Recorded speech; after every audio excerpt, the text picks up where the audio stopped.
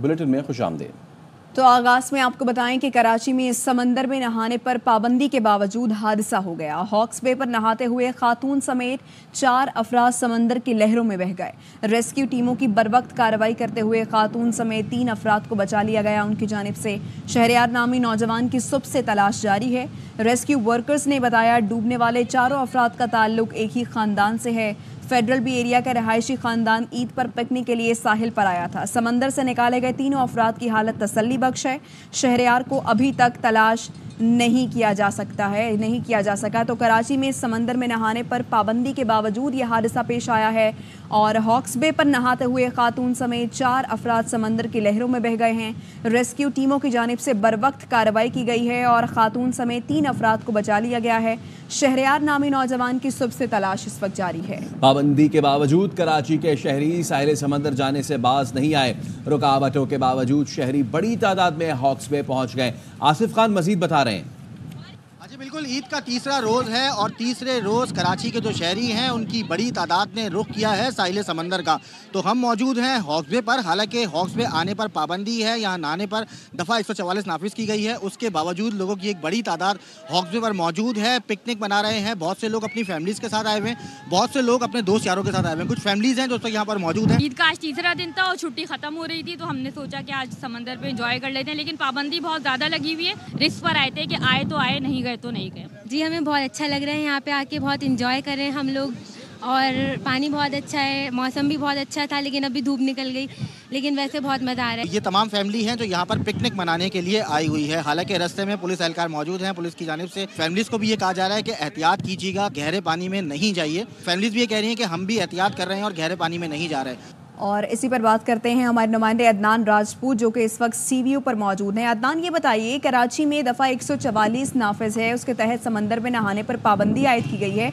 फिर लोग किस तरह साहिल पर पहुंच रहे हैं और पुलिस उन्हें क्यों नहीं रोक रही?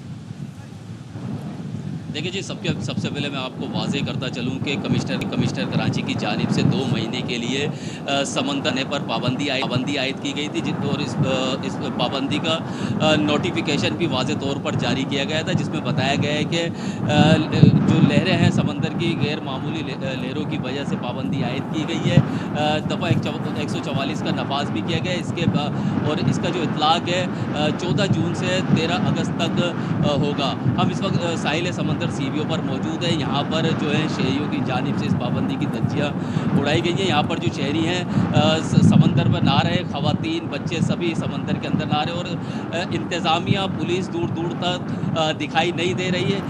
पुलिस की जानिब से, साउथ पुलिस की जानिब से दावा किया गया था कि पाबंदी के बाद साहिल समंदर पर किसी को तो फिर ये किस किस्म की पाबंदी है अदनान, जब पुलिस ही यहाँ पर मौजूद नहीं है? तो देखिए, बिल्कुल पुलिस की जानिब से दावा किया गया था कि पाबंदी पर बिल्कुल अमल दरामद करवाया जाएगा, लेकिन ना ही कोई इंतज़ामिया का यहाँ मौजूद है और ना ही पुलिस यहाँ पर दिखाई दे रही है। जबकि आज सुबह हॉक्स बे पर शरीफाबाद की एक फैमिली है जो पिकनिक बनाने के लिए हॉक्स बे गई थी।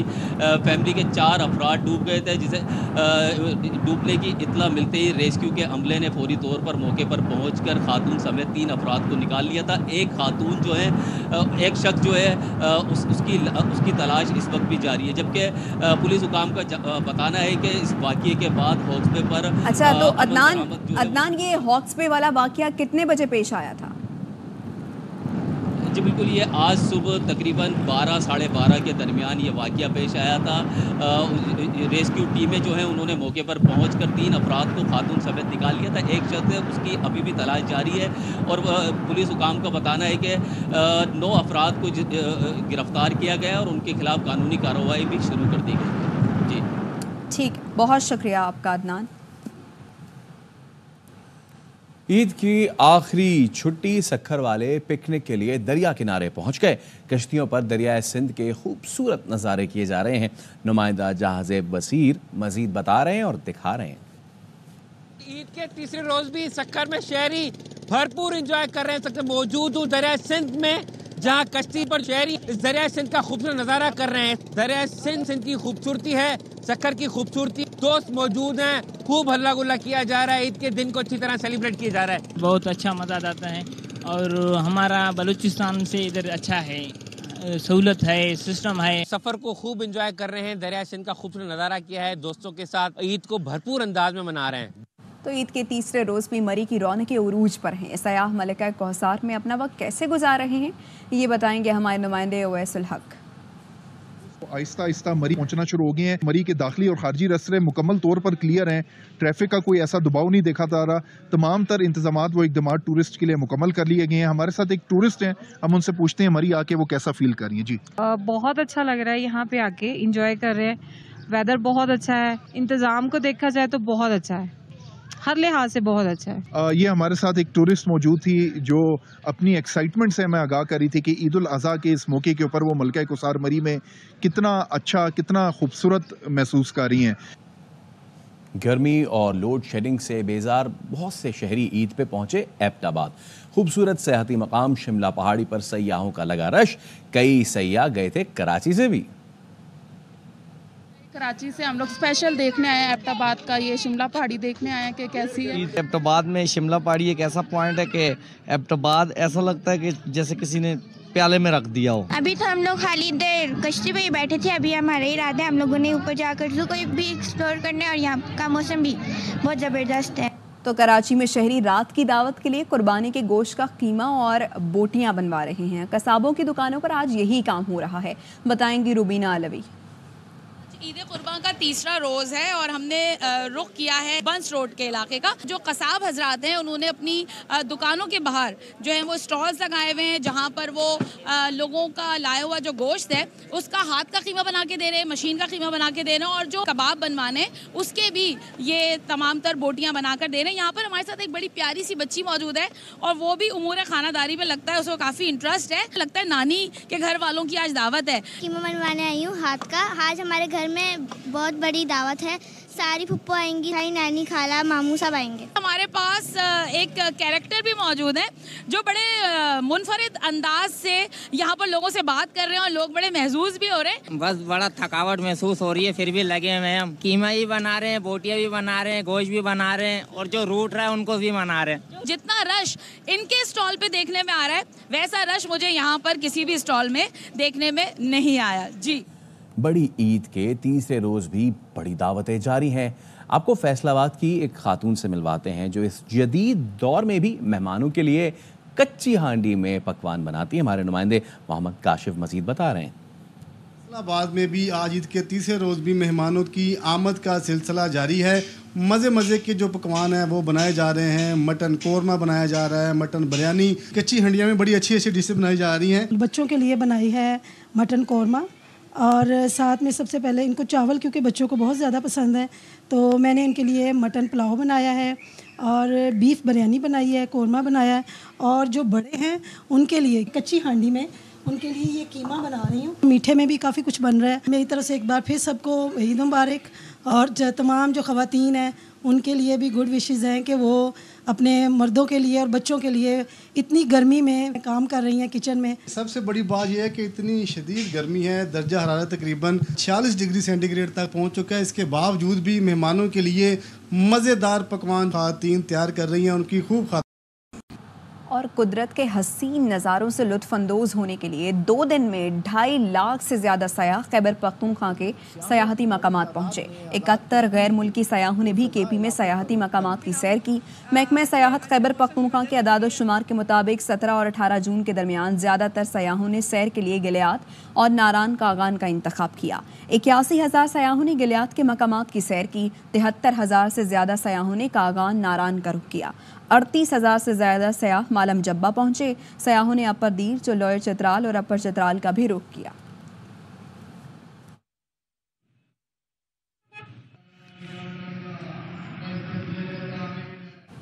खबरें और भी शामिल करेंगे इस ब्रेक के बाद।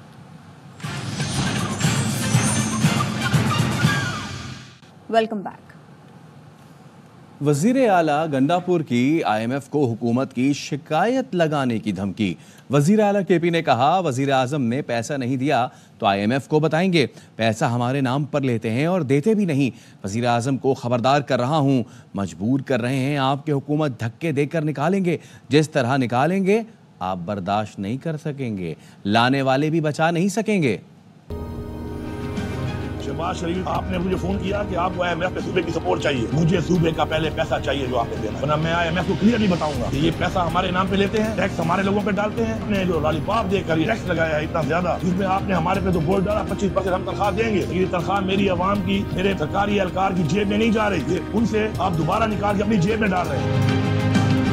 मैं आपको वार्न कर रहा हूँ, आप मजबूर कर रहे हैं कि आपकी हुकूमत को धक्के देकर निकाला जाए और आप स्टैंड नहीं कर सकते। मुझे आपकी कैपेसिटी का ही पता है और आपको किस तरह फिर निकालना है मुझे ये भी पता है। ये स्टेप बाय स्टेप मैं सारे काम करूंगा, फिर आप बर्दाश्त नहीं कर सकते, फिर आपकी चीखें निकलेंगी और आपको लाने वाले भी आपको नहीं बचा सकते, क्योंकि उनके भी आपके साथ खड़े होकर चीखें निकल चुकी है, क्योंकि उन पे तनकीद ज्यादा हो रही है। हमने मिल के सूबे का हक भी लेना है, हमें हक लेने से कोई रोक भी नहीं सकते।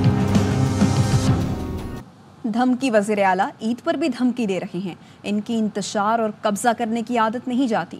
वज़ीर इत्तलात पंजाब अस्मा बुखारी जहां वज़ीर आला खैबर पख्तूनख्वा के बयान पर बरसी, वहीं ये भी कहा अगर खैबर पख्तूनख्वा में आपके पास बताने को कुछ नहीं तो लाहौर आ जाएं। पहली बार पंजाब और लाहौर की सड़कें फ़नाइल और अर्के गुलाब से धोई गईं। आला है वो आप फिर धमकियां दे रहे थे बैठ के। गुजारिश है भाई पहले पूरा तो उठा लो। ईद वाले दिन अपनी जो नफरत है, जो इंतशार है, वो फैलाने से ये लोग बाज नहीं आते। आपसे वाजिबात मांगने चाहिए, अपनी तरफ भी देखें आपने कितने वाजिबात देने हैं। बिजली की मद में इनके MPS की सरकर्दगी में ग्रिड स्टेशन पे हमले कराती है। इनकी दहशतगर्दी करने की आदत नहीं जाती। अगर आपको खैबर पख्तूनख्वा में कोई काम नहीं है तो भाई फिर लाहौर ही आ जाओ। माहौल दोस्त 32 लाख बैग घरों पर पहुंचाए गए। एलाइशें फेंकने का और गिराने का अमल होता है, उसको कैटर किया गया। पंजाब की और लाहौर की सड़कें जो हैं वो फिनाइल और अर्के गुलाब से धोई गई। ईद के ऊपर जो स्टैंडर्ड सेट हुआ है उसको मीट करना बाकी सूबों के लिए भी मुमकिन नहीं रहा। जो पंजाब ने चीफ मिनिस्टर साहबा की ज़रिए निगरानी करके दिखा, चीफ मिनिस्टर साहबा की जो जीरो टॉलरेंस थी सफाई के हवाले से, वो इम्प्लीमेंट हुई। वज़ीर आला KP अली अमीन गंडापुर डेरा इस्माइल खान ग्रिड स्टेशन में घुस गए, खुद ही इलाके की बिजली बहाल करा दी। इससे पहले वज़ीर आला KP ने अरकान असम्बली को अपने अपने इलाकों की बिजली खुलवाने का टास्क दिया था।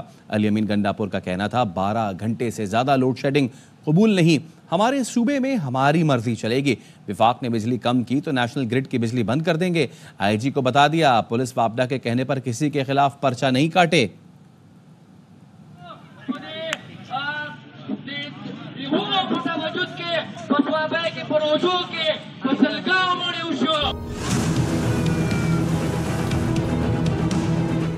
घंटे से ज्यादा लोड शेडिंग किसी फीडर पर भी नहीं होगी। तमाम पार्लियामेंटेरियन आप लोगों ने खुद बैठकर चौकीदारी करनी है, श्योर करना है कि 12 घंटे ज्यादा लोड शेडिंग कहीं पर भी नहीं।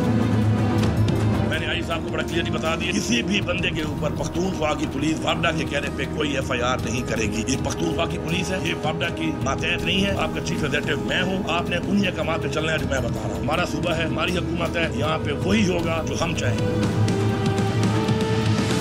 फ्रॉड और बेशर्मी, ये जो मैंडेट जो हुकूमत है इसमें कूट कर खड़ी हुई। अगर पीछे से तुम लोगों ने कोशिश की कि नेशनल ग्रिड से बिजली कम करोगे, मैं नेशनल ग्रिड की बिजली यहाँ से बंद कर दूंगा। मेरा स्टेप 2 ये होगा, आप जो कर सकते हो कर। आप भी आजाद और हम भी आजाद। पेशावर से मुंतखब रुकने असम्बली फजल इलाही भी वज़ीर आला के नक्शे कदम पर चल पड़े। फजल इलाही ने रहमान बाबा ग्रिड स्टेशन में घुसकर 4 फीडर्स की बिजली बहाल कर दी। पेस्को की दरखास्त पर मुकदमा दर्ज कर लिया गया। पुलिस ने FIR में MPA फजल इलाही को नामजद नहीं किया, FIR में उनके असिस्टेंट को नामजद किया गया। पेस्को हुकाम का कहना है ज़बरदस्ती बिजली बहाली पर 30,000 यूनिट से ज़ायद खर्च हुए। तहरीक इंसाफ के तहसील चेयरमैन मथरा इनाम खान और दीगर बल्दियाती नुमाइंदों के खिलाफ भी मुकदमा दर्ज कर लिया गया।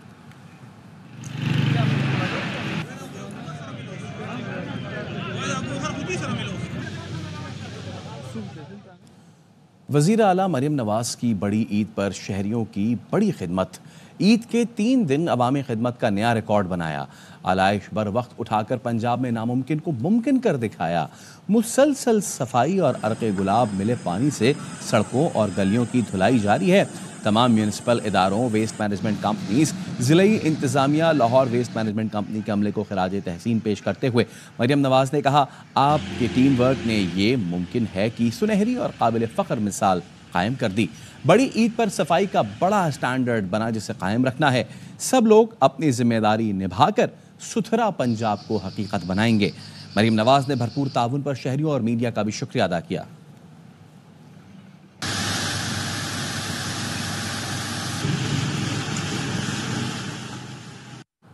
Well done Punjab, well done Maryam Nawaz. वज़ीर आज़म शहबाज शरीफ ने सूबे में बेहतरीन ईद सफाई मुहिम पर वज़ीर आला पंजाब और उनकी टीम को शाबाश दी है। वज़ीर आज़म ने कहा, शदीद तरीन गर्मी में अमले ने जिस मेहनत से काम किया काबिल तारीफ है। ड्रोन कैमरों के इस्तेमाल से नहर में गंदगी फेंकने में 80% कमी हुई। अर्क रेजी के साथ अर्के गुलाब के इस्तेमाल की रिवायत जारी रहनी चाहिए। उम्मीद है अवामी खिदमत का यह मयार न सिर्फ बरकरार रहेगा बल्कि मज़ीद बेहतरी आएगी।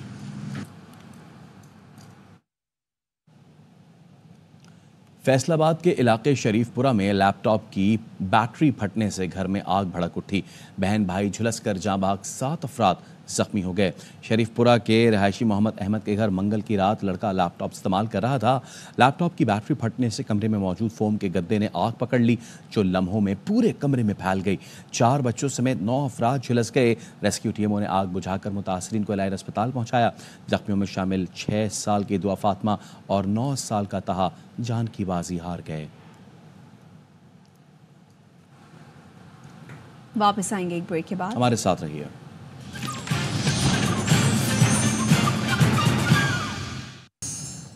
T20 वर्ल्ड कप में इंतहाई मायूस कुन कारकर्दगी के बाद कौमी टीम की वापसी। नसीम शाह, उस्मान खान और मैनेजर वहाब रियाज लाहौर पहुंच गए। कप्तान बाबर आजम समेत 5 खिलाड़ी अमेरिका में कुछ दिन गुजारेंगे। मोहम्मद आमिर इंग्लिश लीग खेलने चले गए। T20 वर्ल्ड कप की सुपर 8 लाइनअप मुकम्मल। पहले मैच में आज जनूबी अफ्रीका और अमेरिका मध्य मुकाबले आएंगे। दोनों टीमें पहली बार आमने सामने होंगी। लाइव एक्शन शाम 7:30 बजे शुरू होगा। सुपर 8 के दोनों ग्रुप से टॉप 2 टीमें सेमीफाइनल में जगह बनाएंगी। T20 वर्ल्ड कप की सुपर 8 लाइनअप मुकम्मल। पहले मैच में आज जनूबी अफ्रीका अमेरिका मध्य मुकाबले आएंगे।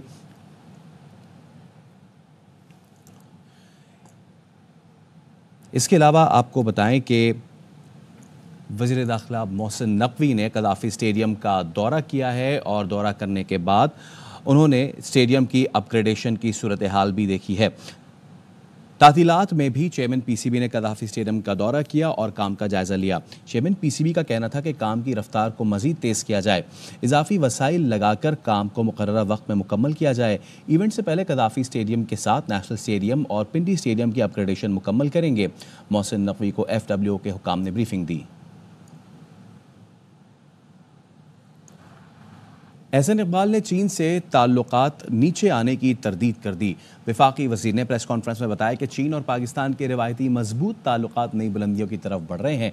सियासत के लिए रियासत को दाव पर नहीं लगाना चाहिए, यह मुल्क दुश्मनी है। मखसूस सियासी जमात चंद रोज़ से पाक चीन ताल्लुकात पर प्रोपेगेंडा कर रही है। पाक चीन के मजबूत ताल्लुकात पर ट्रोलिंग गर्दी की जा रही है।